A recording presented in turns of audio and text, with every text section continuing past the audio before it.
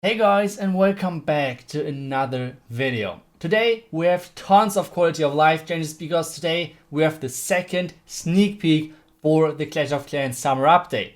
Tomorrow, I want to tease that already, tomorrow we will take a look at the new Inferno Dragon and the new Super Witch. So if you want to make sure to get all of the information on those two troops, well, make sure to follow the channel and make sure to activate the bell. But for now, let's get into the video today, because today I want to talk about tons of quality of life improvements, and the first huge, big, humongous change is going to be the added army for friendly challenges and a friendly war. This is crazy because now you can edit your army for friendly challenges and friendly wars without having to spend any time on the production of the army and without having to spend any resources. You guys just saw I just cooked up like a random army with like every troop, just putting that into the base, and then right after that we will do a second army with which is a little bit more let's put it like useful. And then we have obviously to talk about super troops, like how exactly how exactly can those super troops work in the friendly, I don't know how we call it, friendly army. That sounds pretty strange, but either way, like in the new feature, because actually from this point on you can only use one super troop. And it doesn't matter which one, because you can select every single one, even though if you have, for example, the Inferno Dragon activated in your I don't know, in your super building, if you have it activated over there, then you can still, in the friendly army, activate every other super troop. So that's one of the best changes in a long time. So they're removing the cooldown for the friendly army. Let's call it like this. And this is nuts. This is super, super cool. I love it. And this makes things way easier with testing bases, with trying new stuff on friendly challenges, and so on. So this is a huge change, a huge quality of life improvement. And for me, this already as a change could be an entire update. I love it. But just to make things even better, I have a couple of more quality of life changes for you guys, and we'll go through them one by one.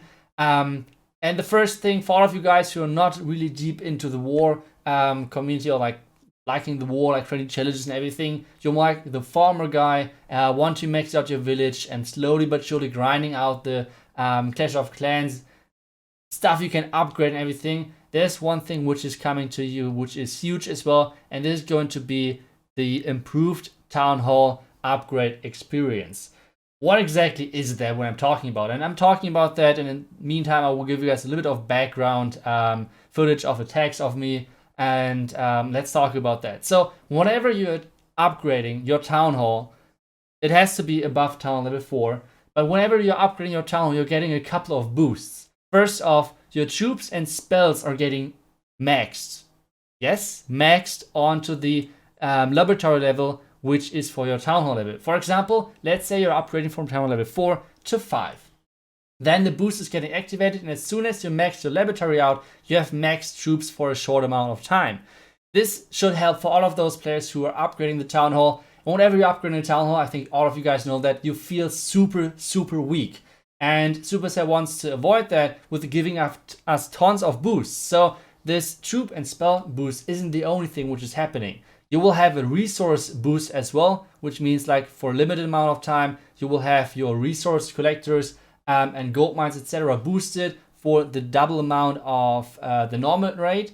And then for every star bonus, you will get the 4-time boost as well. That's pretty crazy, but it gets even better.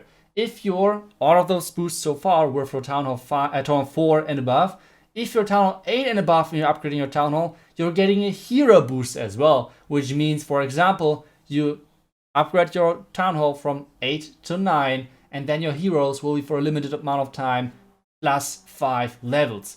That's pretty crazy, and that's super helpful for all of those guys who are upgrading the Town Hall and feeling super weak in the first couple of weeks. And this is just to help them a little bit through this tough time, which I really like. And yeah, so then there were a couple of home village balance changes, which were not that important or like that interesting. That's why we're going over them kind of quickly, because we want to get into the next hype stuff. If you guys thought like this friendly challenge army is the only thing which is like crazy in this quality of life changes, Nope, that's not really the case. So let's get through this kind of quickly. They're reducing the training costs from golems from level 7 to 9 a little bit. That's not too game change, to be honest. But one thing which I like a lot is they reduced the healing time of heroes as well, which means new max heroes level 75 will need only 40 minutes instead of the 49 which they did earlier. So it's more like closer to your army which you train up on the higher levels. Then there are a couple of changes to how the loot card works. If you want to go through exactly every single number, then just check the patch notes in game. There's everything listed. But to be honest, I feel like that's not that interesting, because if you hear what I would say the next second, you guys will completely forget about that, because black mines are getting fixed. You guys all know it, like this freaking black mine. You're getting really deep into the game. You're thinking you're smart and you're sending in the Cooldown, and the Cooldown is triggering a black mine. You're happy, and then the black mine is getting into your healers.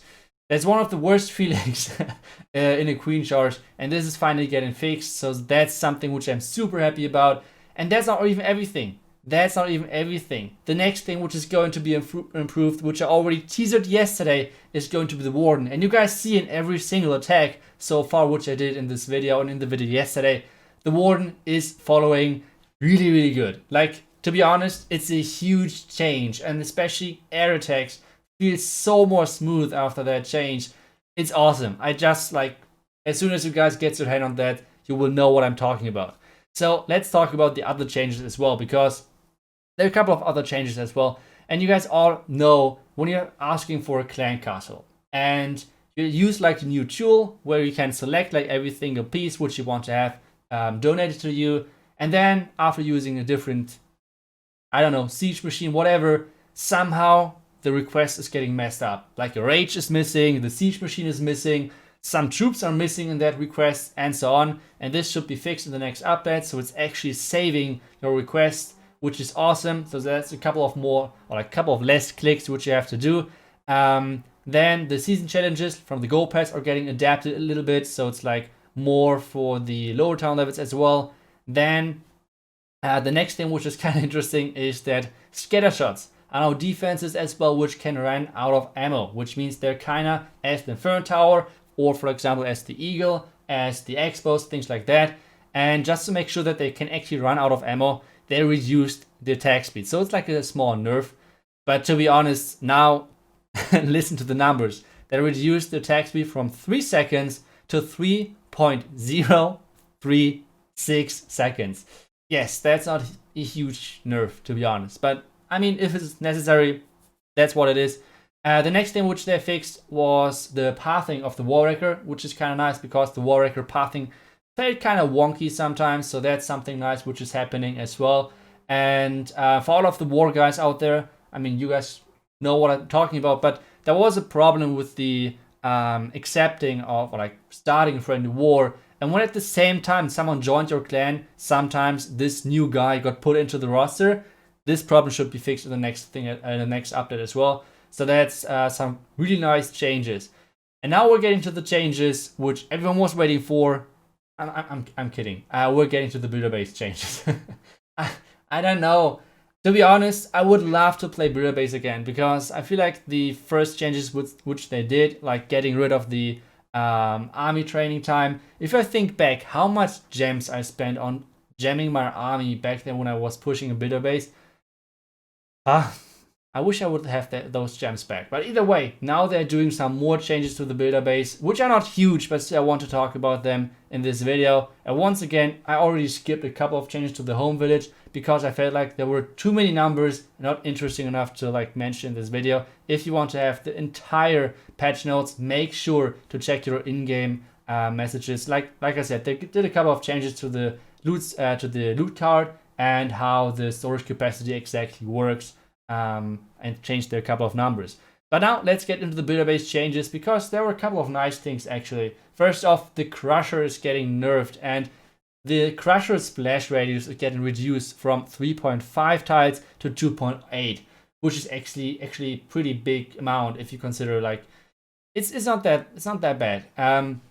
So all of you guys know, whenever you're sending barbarians, for example, into a Crusher or like anything else, and it's attacking like a mile away from the crusher itself. It's kind of annoying, especially if your cannon cards are in behind and things like that. So that's kind of like a nice change to the crusher. Now the next change is going to be that the battle machine is getting buffed from the levels 21 to 30. All of you guys know how hard it is to get actually on those levels for the battle machine, but still they want to buff those levels a little bit DPS wise, so that's kind of nice to have. The next things which are getting changed are kind of the system and behind of how Springtrap works, regarding the capacity of how much those spring traps can actually spring away. And the spring traps capacity are getting, and push traps are getting changed a little bit. And due to that, the sneaky archers and rage barbarians are no longer anymore 1 capacity, but now 2. And the boxer giants went from 5 to 8. The bomber went from 2 to 4, and the cannon cards from 5 to 8. Those were already the changes for builder base, not too many of those, but still, we had tons of quality of life improvements in this video. Make sure to come back tomorrow, because tomorrow we're going to talk about the Inferno Dragon and the Super Witch. So if you're excited for that, make sure to follow this channel and make sure to come back tomorrow. But for now, let me know what was your favorite change of the quality of life changes, and if you guys like any of those, or if you guys were thinking that something was missing out. Either way, thank you guys so much for watching. I will hopefully guys see you guys back tomorrow. Until then, see ya and bye bye.